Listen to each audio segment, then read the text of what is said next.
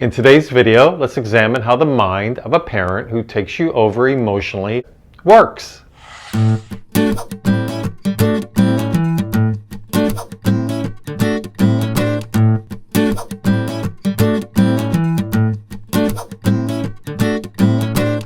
So if you're a victim of emotional incest, you know what it's like to have been taken over by a parent who's using you somehow for their own benefit emotionally. It's all about them, their needs, what makes them feel better, a way to run away from or avoid their spouse that they don't really want to deal with, and so they zoom in on a child. Oftentimes this is referred to as taking over a child and using them like their own mini husband or their mini wife. The child is now the so-called partner.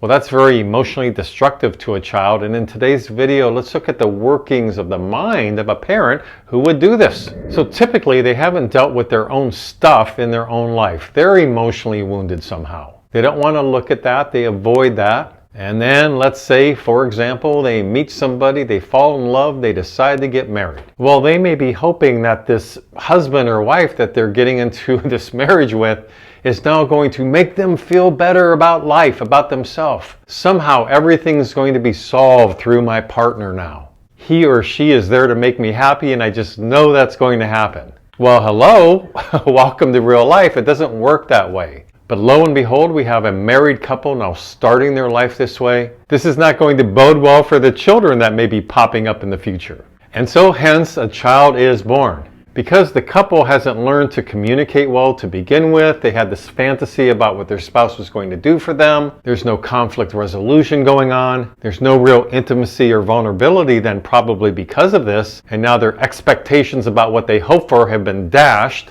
So now maybe they pull back with their toys, so to speak, in the relationship. And now it's all about me. Maybe they have very different lives, different sets of friends even. And of course this can take many forms where they actually do divorce and a child is raised by a single parent.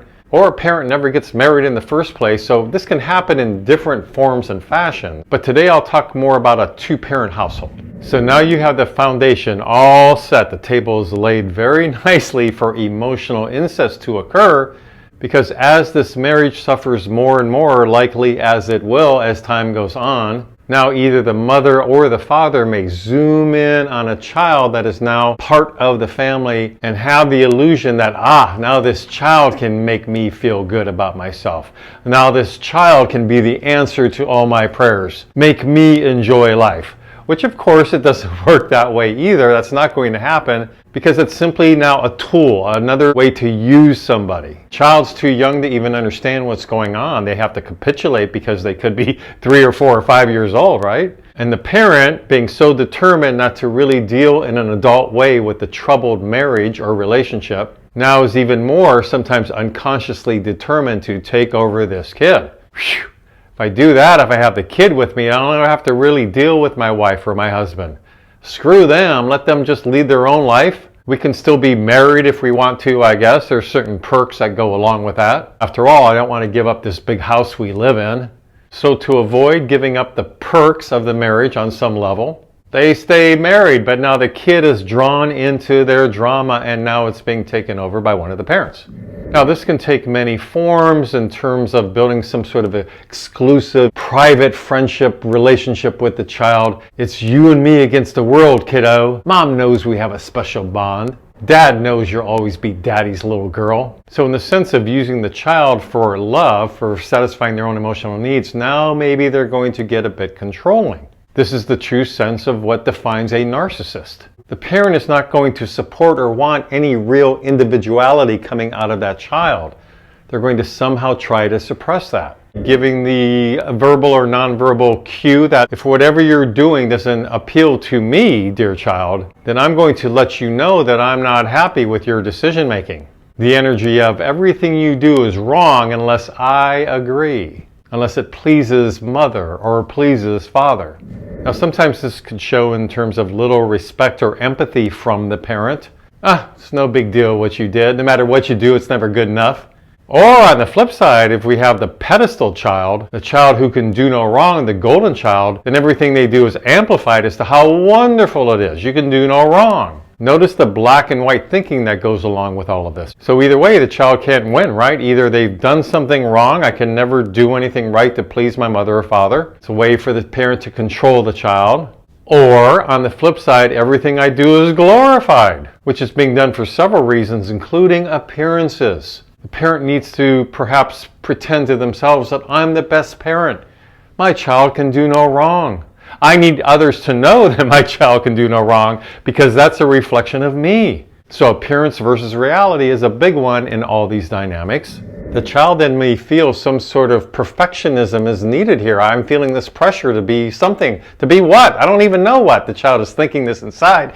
I just need to be something for them, which then can create either the false self that they put on or just simply trying to have these unrealistic expectations about how to live their life. Maybe being a perfectionist helps. So perfectionism is sometimes a likely outcome out of all this. And then the child, in being a perfectionist, may have some OCD-ish kind of traits that can easily go along together. This could show also in the overbearing parent not really giving the child much privacy or alone time or time to just be them. The parent may always be in their space one way or another. And of course, always being in their space with pouring out their adult problems usually to said child. In fact, talking negatively about their spouse to said child, which should never happen in the first place. The parent may be rigid, have unrealistic views about what the child is supposed to do or not do. This could show in trying to control behavior. The child, of course, now at this point is going to really live behind that mask because they're trying to grow up.